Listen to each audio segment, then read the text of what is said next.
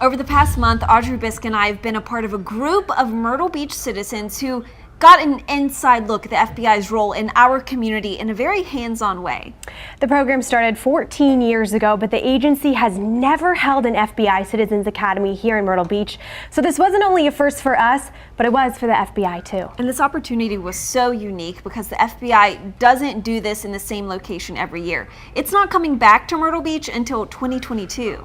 So here's an inside look at our exclusive experience being a part of the FBI Citizens Academy. Put your hands up!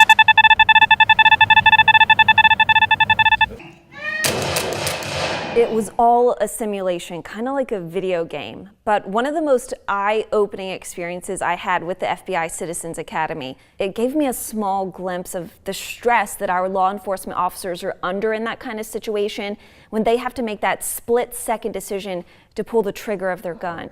She has a knife. I'm just gonna come to where I can see your badge. Drop the knife, put your hands up.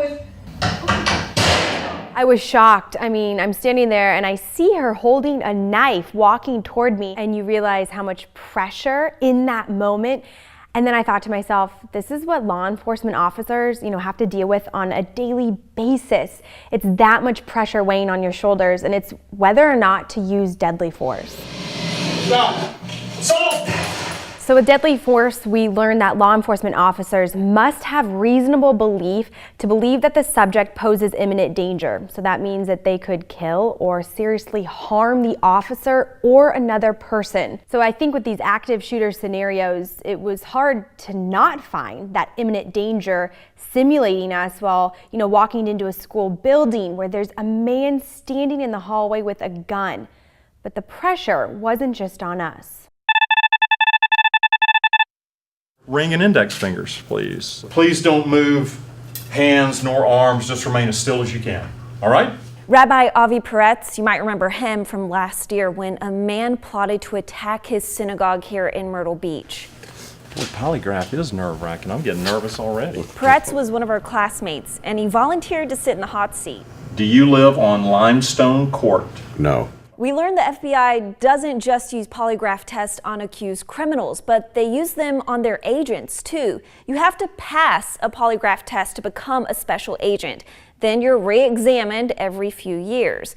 And it's not like the movies. These tests aren't critical to court cases or trials. The FBI says they actually don't use this information to testify in a trial.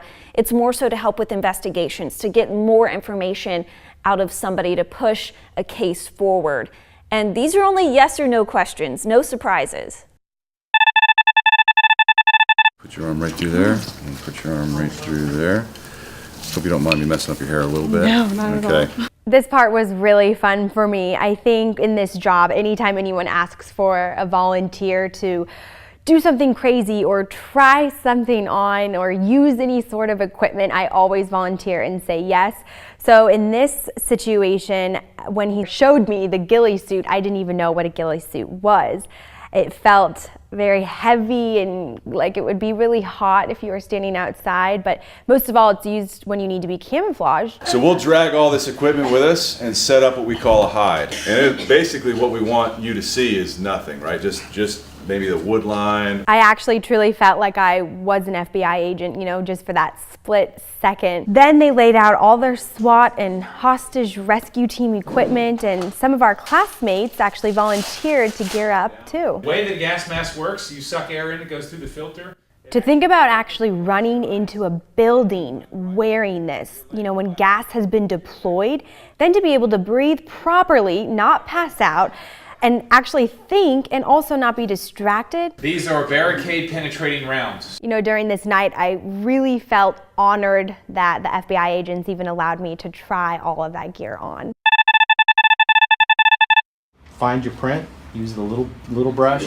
In one of the last classes, we got the chance to examine examples of evidence. There should be some prints on there and you can touch them. We used super glue on shell casings to pull a fingerprint. Not a great print, but it's doable. And we used magnetic dust to pull up the ridges and oil left behind after someone touched a bottle. It felt like we were little kids playing with a science experiment kit.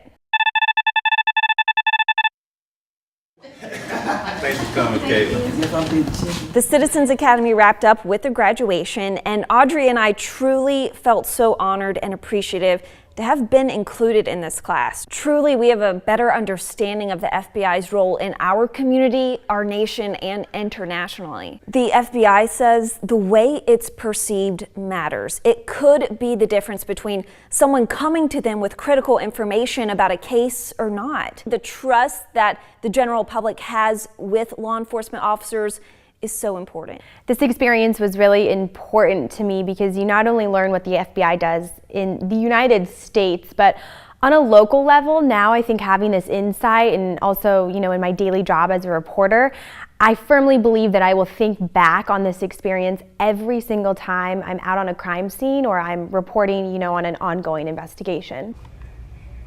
While we condensed this 7-week course into just 4 of the most hands-on parts of the Citizens Academy, we learned so much more that we couldn't show in this story. 22 people, including us, got to experience this, and we were all recruited for this academy and had to go through background checks.